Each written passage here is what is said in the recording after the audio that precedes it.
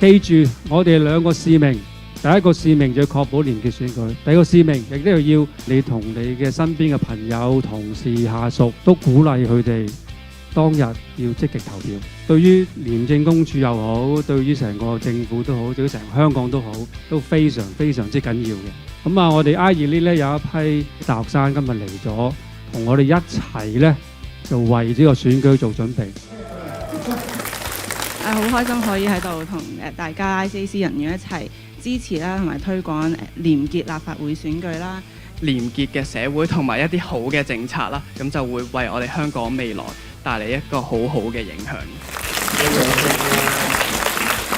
好多謝兩位同我哋分享啦，咁啊亦都係好開心啦，見到今日咁多大學生咧嚟到支持我哋嘅立法會選舉啦嚇，因為年輕人嘅支持同埋積極參與咧相當重要，都預咗咧12月7號咧係一齊去投票嘅。咁所以嚟緊呢個立法會選舉當日咧，我同我太太都一定會以身作則去投票。投票當日咧，我哋 ICAC 不同部門嘅所有同事咧都會返工㗎，因為我哋會各司其職，確保選舉可以順利進行。當日咧，我哋係會出盡全力咁樣去確保呢個選舉能夠順利咁進行。全城投票，維護廉潔選舉。